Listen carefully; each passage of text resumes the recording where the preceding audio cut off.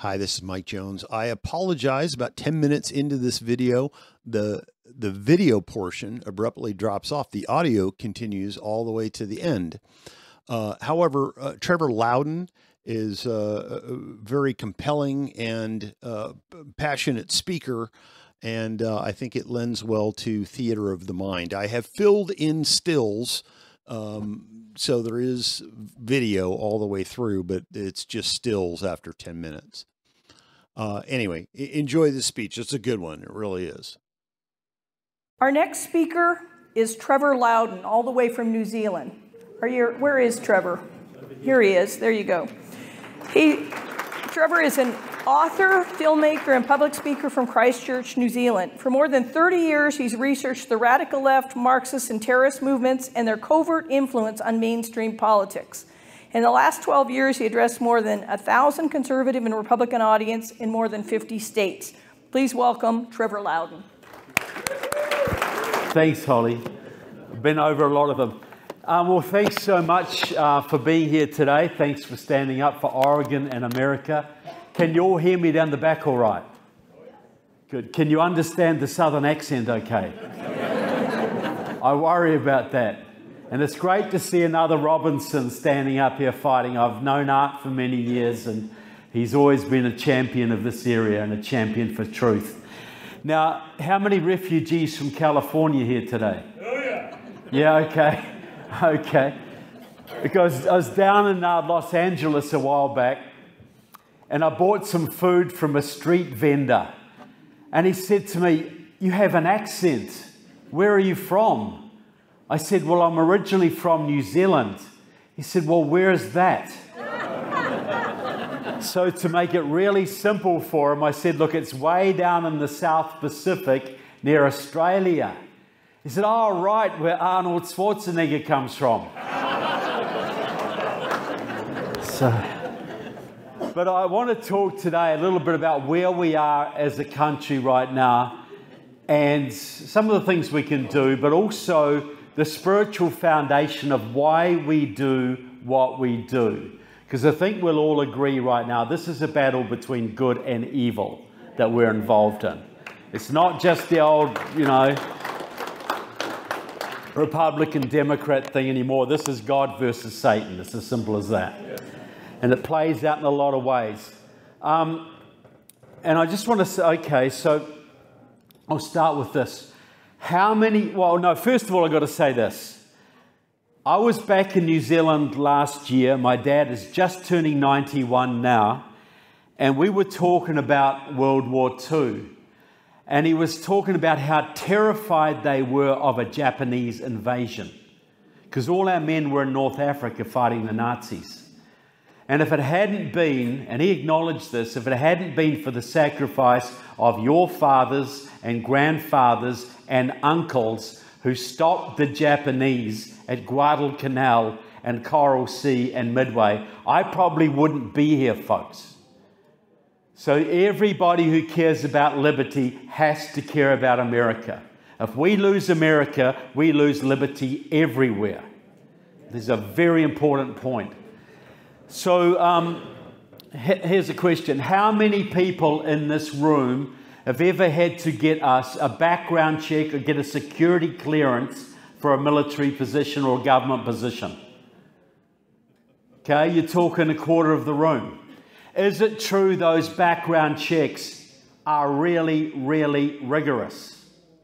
That they go through your family background, they look for criminal convictions, overseas travel, because they need to know you're a trustworthy person. But what if you're a Marxist radical like Peter DeFazio, or Andrea Salinas, or Jeff Merkley, or Blumenauer, or Jamie McLeod Skinner? You're a Marxist, or Ron Wyden, by the way. You're a Marxist. You hang around with the local communists, the local unions, the local Democratic Socialists of America. They get you elected to Congress time and time again, where you may serve on the Homeland Security Committee, the Armed Services Committee, or even the Intelligence Committee. How much of a background check do you need for those positions, folks? Zero. There are no background checks in Congress or the Senate whatsoever. Do you think maybe the Chinese know about this? Or the Iranians, or the Cubans, or the North Koreans? But surely they would not exploit that against us, would they? But don't worry, we actually have a government agency that's specifically designed to stop radicals and communists and subversives getting into our government, and that's the Federal Bureau of Investigation. I thought you'd be relieved. I thought you'd say, oh, well, look, once you would have. Once the FBI was an extremely efficient and extremely patriotic organisation, no longer. Unfortunately, now it's weaponized against us. Now, the FBI has another problem. Even if they were well led, they are answerable to the Judiciary Committee, which is the most powerful committee in the United States Congress. Now, does anybody remember a congressman from Michigan? He was there from 1965 to 2017, a man called John Conyers. Okay, some of you remember him. He was the chairman or the ranking Democrat on the Judiciary Committee for 40 years. He was the man who abolished your House Un-American Activities Committee, one of your last lines of defense against internal attack. John Conyers had a 50-year connection to the Communist Party USA. He was a card-carrying member of Democratic Socialists of America, and he supported the Workers' World Party, which supports North Korea and Cuba and Iran. John Conyers was a hardcore anti-American Marxist-Leninist, answerable to Moscow through most of his career. Now, the Judiciary Committee, up until Jim Jordan took over leadership recently, was run by another card-carrying member of Democratic Socialists of America, another Marxist. You've seen him on TV. He takes up the whole screen. He tried to impeach President Trump twice. That is Jerry Nadler of New York. So 2 chairmen of that committee in a row came from the same Marxist group. This is Lenin. Lenin famously said, it is not the gaining of power that's important, it is the keeping of power that's important. So if they get a position, they make sure their successor will come from the same group. Now, also on that committee, until that time, you had a woman called Judy Chu from California, long-time supporter of the Communist Workers' Party, militant pro-Chinese communist group. And you should see Judy Chu in Congress whenever the FBI managed to arrest one of the more than 25,000 Chinese spies currently working in this country. She gets on their case. You're a bunch of racists, she says. You're only persecuting these people because you hate Asians. And she's arranged for sensitivity training for these cruel FBI agents so they don't persecute these Chinese spies any longer. Judy Chu runs the Southern California Chinese community for the Chinese Communist Party. She's completely their agent. But she was here, a big deal in the Judiciary Committee, overseeing your FBI. So here's an imaginary scenario. This is only imaginary, so don't get excited. This is what should happen, but isn't. One day the FBI wakes up. They say, we haven't been doing our job. We've got at least 100 members of Congress, including most of the Democrats from Oregon, and 40 members of the US Senate, including both of the Democrats from Oregon, who are so enmeshed with the communist movement, foreign communist parties, foreign communist movements, they couldn't pass a background check to drive a school bus in Josephine County or anywhere else. They are the reason our southern border is wide open. They are the reason our military is being destroyed before our very eyes. They are the reason our kids are being indoctrinated in schools and our justice system is being corrupted. They are the reason the Chinese now own Hollywood and Wall Street. They are wrecking our country. We better darn well do something while we still have one. Let's go to the... It's imaginary, remember? Let's go to the Judiciary Committee. Let's talk to our bosses, Mrs. Chu and Mr. Nadler.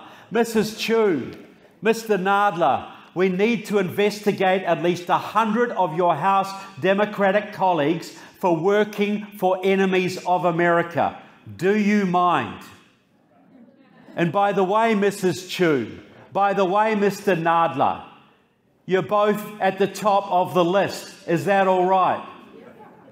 What do you think would happen to their budget if they tried that one, folks? What would happen to their careers, their pensions, their lives? This is the problem. We are so deeply infiltrated that nobody dares to call it out because there will be consequences. Why didn't they go after Hillary Clinton for leaving unsecure information on servers accessed by both Russia and China? If any of you people with security clearances had done that, you'd never see the outside of Leavenworth again in your life. But she got off scot-free. At a certain level, you're untouchable. And that includes Congress people. There's no media scrutiny on you. There's no security clearances, and the FBI doesn't dare to go after you. Now, if you want to read about this, me and Joe have got our stand out there. I've got my book, Security Risk Senators, gives you the communist backgrounds of both Wyden and Merkley, their connections to Filipino communists, Chinese communists, Democratic Socialists of America. But how many Oregonians know this stuff? Not very many. This lady does, clearly. And if you want to know Biden's communist background, he's been working with the Russians since the 70s, the Iranians since 78, and the Chinese since 2001. It wasn't Hunter that corrupted Joe, it was Joe that corrupted Hunter. He was born into a Chinese communist crime family. But I want to prove that point a little bit. Now, you got a little bit of public land in Oregon, I believe. A little bit, you're here and there, I believe, okay? And you're allowed to mine that and log that and ranch it and hunt it to the benefit of your people, right? You used to, but no longer. Well, a lot of that land is controlled by the Department of the Interior, I believe, and the Bureau of Land Management, all this. Okay, you tell me this. Who is the current Secretary of the Interior? Nobody knows because she's a complete nobody. The woman's name is Deb Haaland, a Native American from New Mexico, a former congresswoman, but a complete nobody. Now she oversees 20% of America. Why does this matter? Take you back. What was the very first thing that Joe Biden did when he took office in 2020? Pipeline, Keystone Pipeline. 11,000 American jobs just toast, all gone. Because Native Americans were protesting in the Dakotas. Well, that's just like the spotted owl. That's just like the Delta smelt. It's all BS. It's just an excuse, right? Completely. That's all just designed to shut you down, get you in cities, destroy your rural economies. That's what it's for. Greenies are reds. Greenies are communist people. 100%. But okay, so those protests, there were real protests, but they were organised by a woman called Judith LeBlanc of the Native Organisers Alliance. Now, she is also a Central Committee member of the Communist Party USA, which not only still exists, is more powerful than it ever was. But now it basically runs through the Democratic Party. Now, Judith LeBlanc got that pipeline shut down. She was then allowed to nominate her very close personal friend and fellow Marxist, Deb Haaland, as Secretary for the Interior.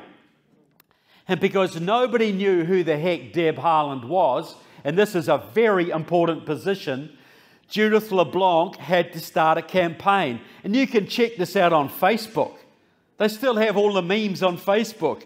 And it was called Deb for Interior. And they ran this campaign and they got a whole bunch of Facebook pages and buses with Deb for Interior written all over them, and Twitter hangouts and all this kind of stuff. And they got a whole bunch of celebrity endorsements. They got Alyssa Milano, Deb for Interior, Mark Ruffalo, Deb for Interior, Hanoi Jane Fonda, Sarah Silverman, Gloria Steinem, Cher, all Deb for Interior.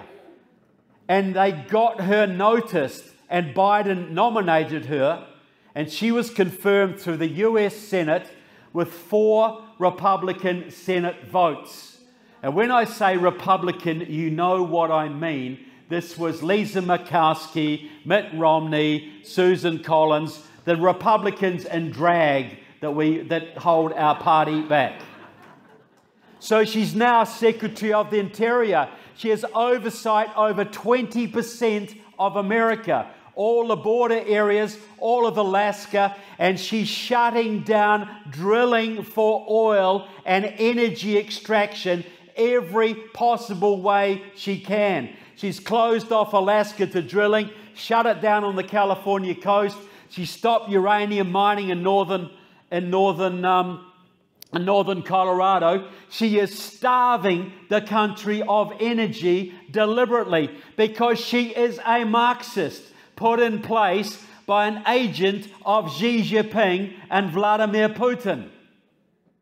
She is Secretary of the Interior, people, put in place by a publicly known communist. You can track this through Facebook. It is not a secret.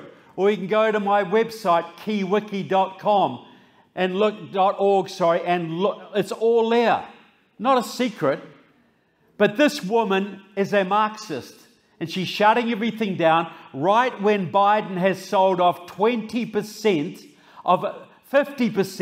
of America's strategic oil reserve, which is what we're supposed to fight a war with.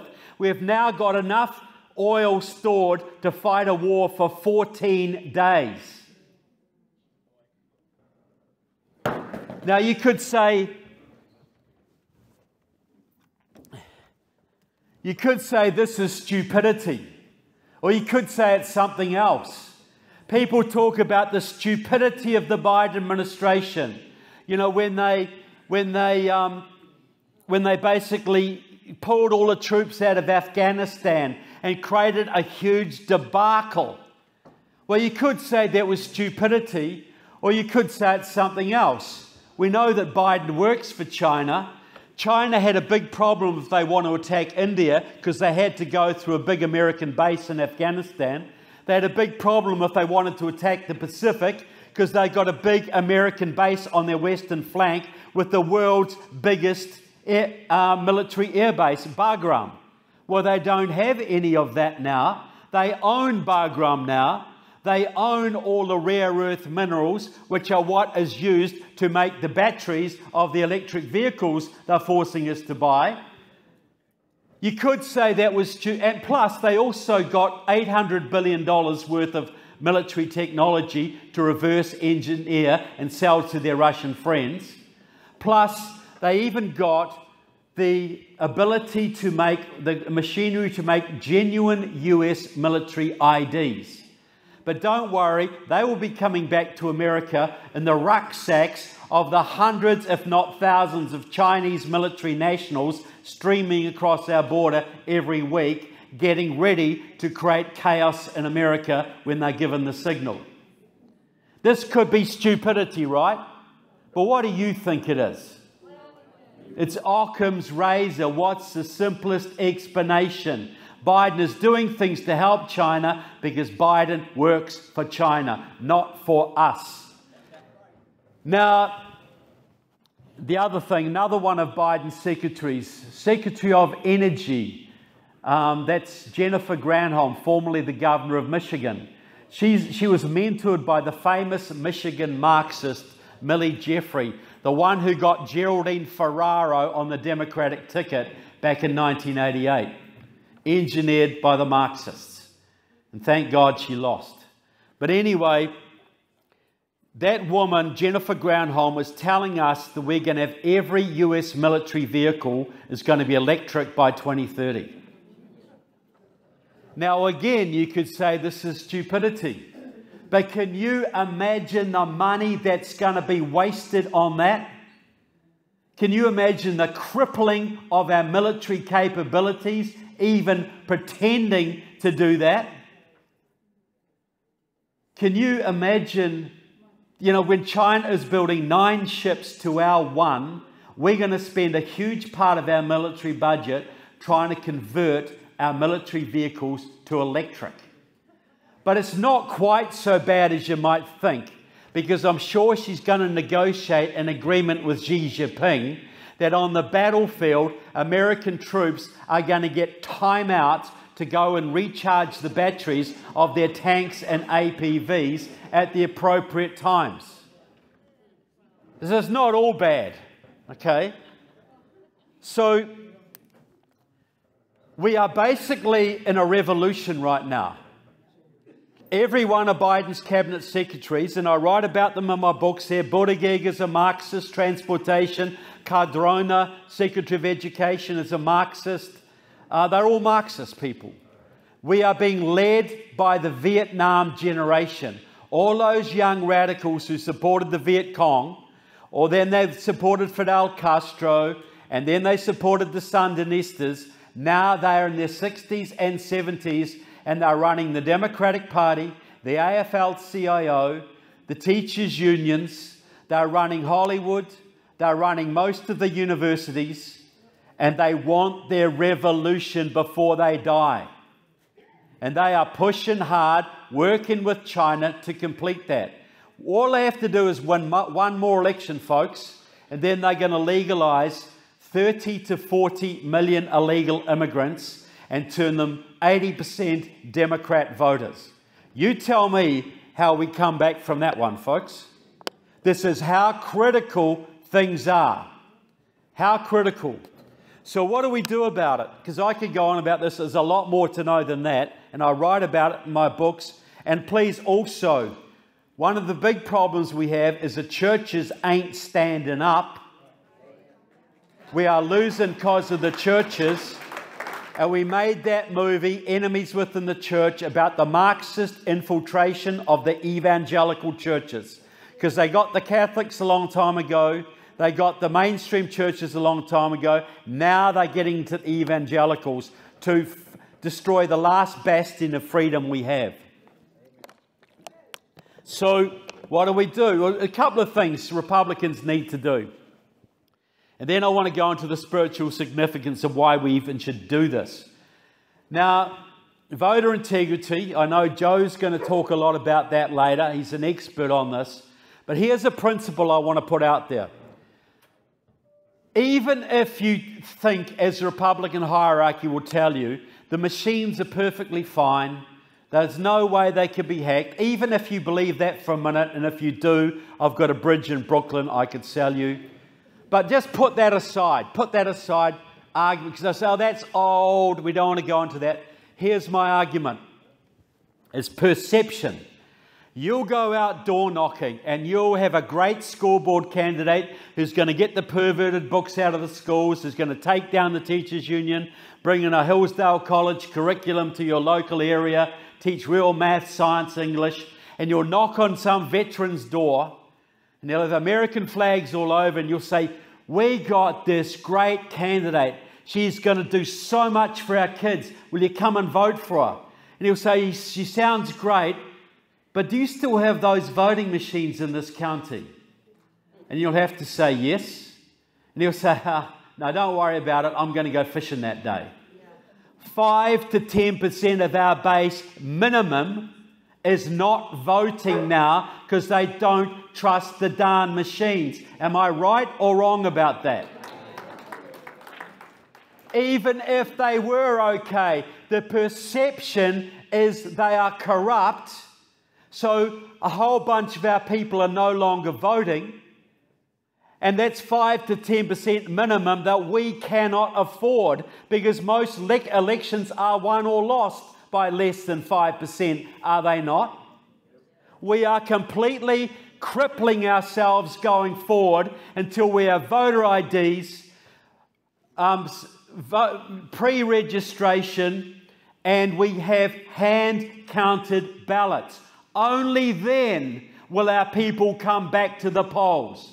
And the Republican hierarchy cannot argue with that, because they're always going on about election deniers and how bad they are.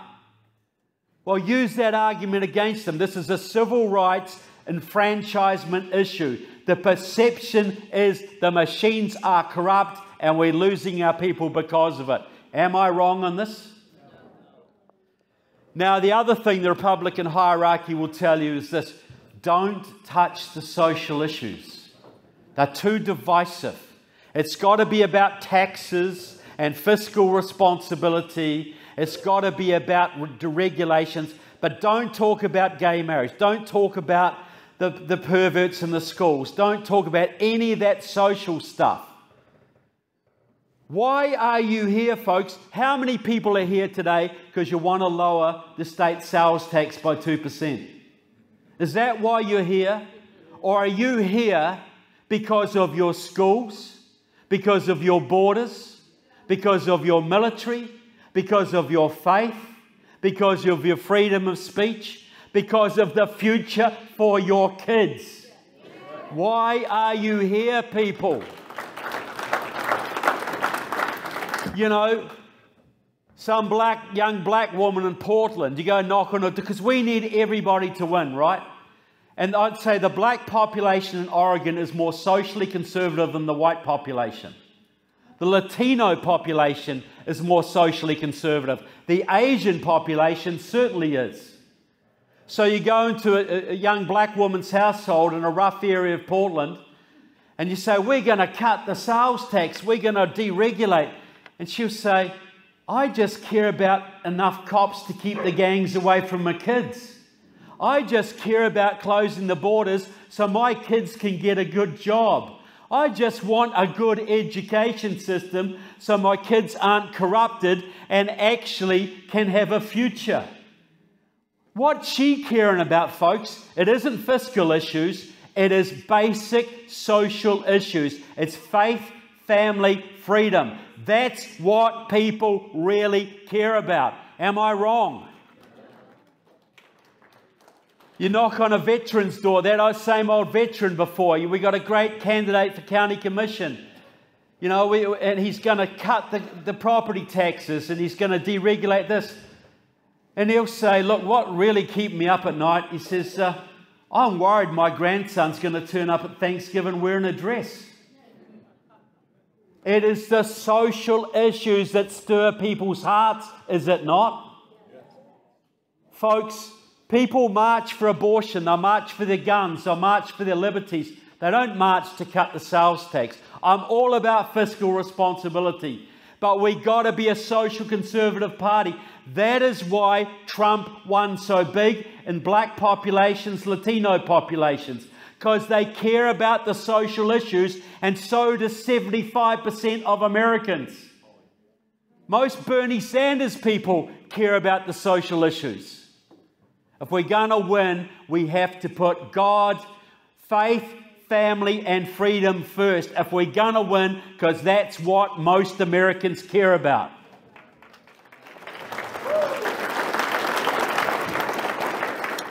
Which brings me to why we even do what we do.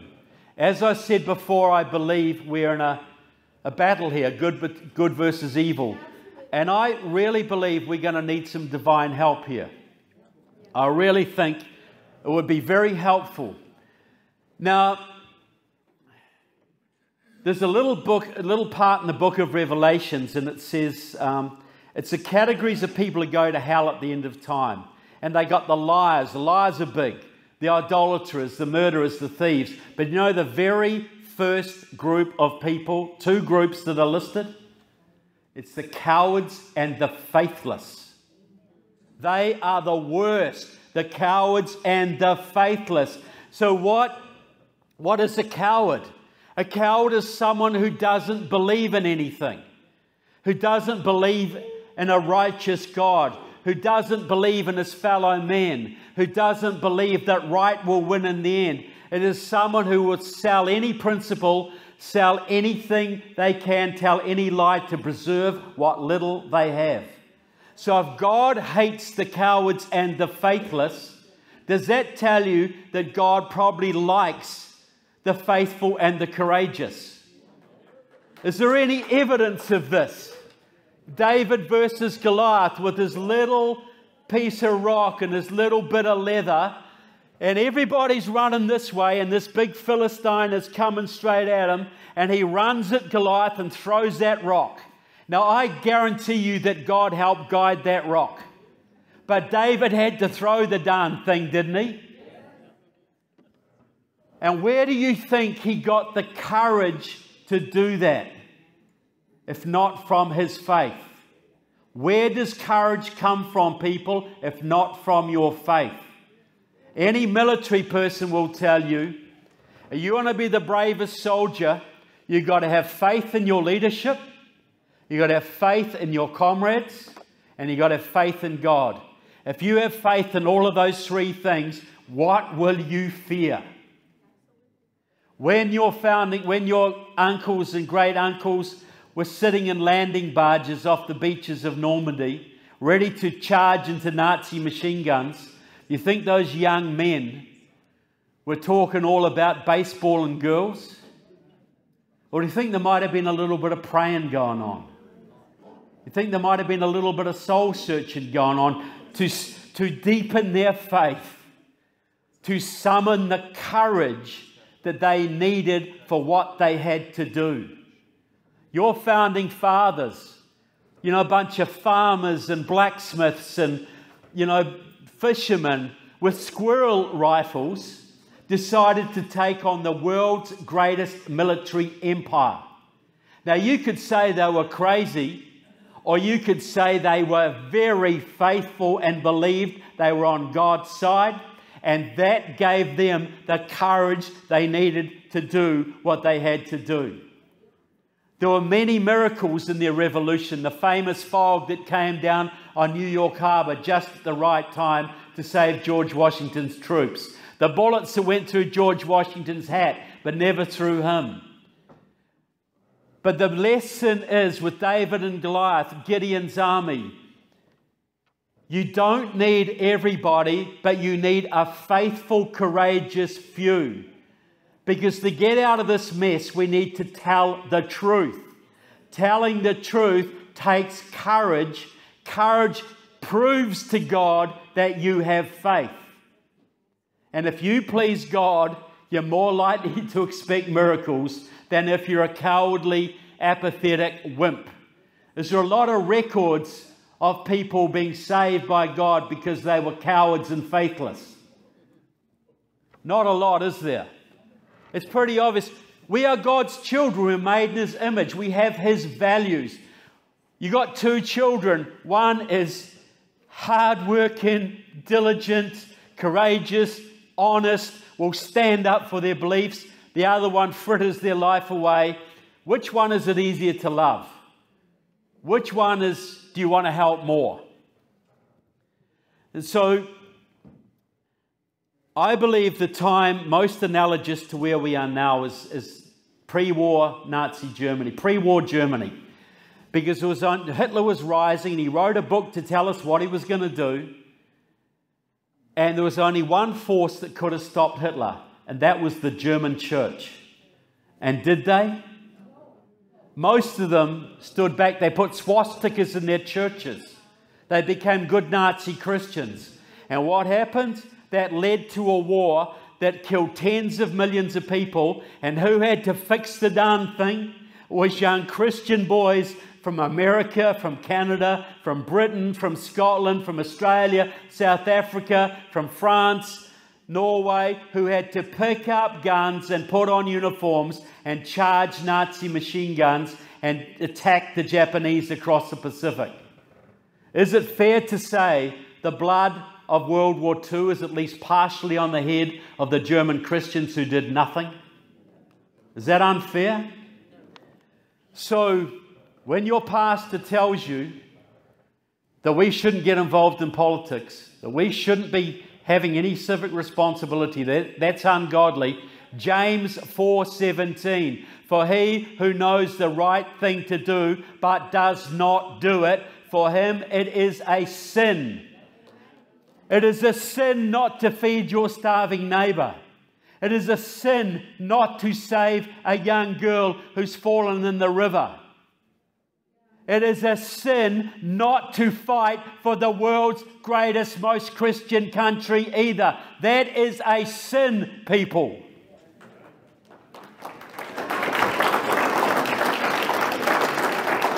And what are the wages of that one?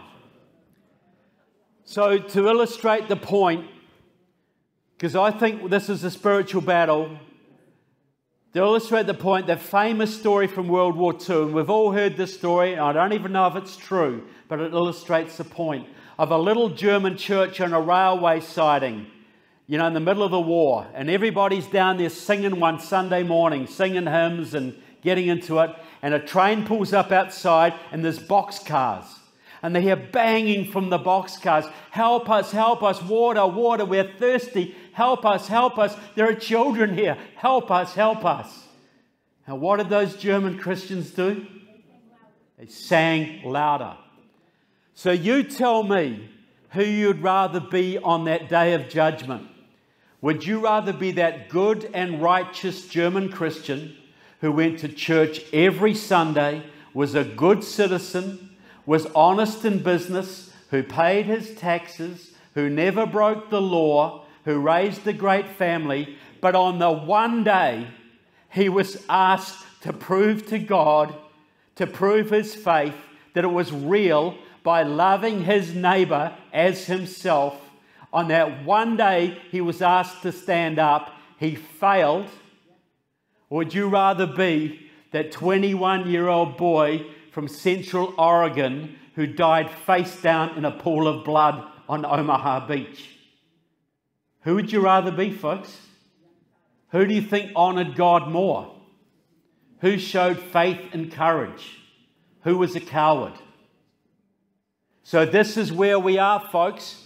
It is that, look, we are free today because when the time came, your grandfathers and great-grandfathers and great-great-grandfathers were willing to pick up guns and put on uniforms and spend years away from their homes fighting horrible enemies under extreme conditions. And meanwhile, your grandmas and great-grandmas and great-great-grandmas were working in munitions factories, they were staffing hospitals, they were running farms, working 14 hours a day, keeping the kids in school and staying up till 2 o'clock in the morning, writing letters to their boyfriends and husbands and brothers who were doing the fighting. We are free today because of that attitude.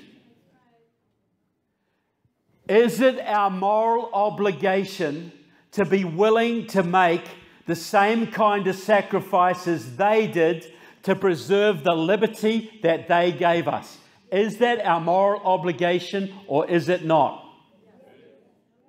And is it our moral obligation to make the sacrifices in money and time and commitment and whatever it takes? Is it our moral obligation to fight hard enough to make the sacrifices necessary, to show the faith and courage necessary to ensure that our children and grandchildren live as free as us? Is that our moral obligation or is it not? And will we be judged for what we do or don't do, or will we not?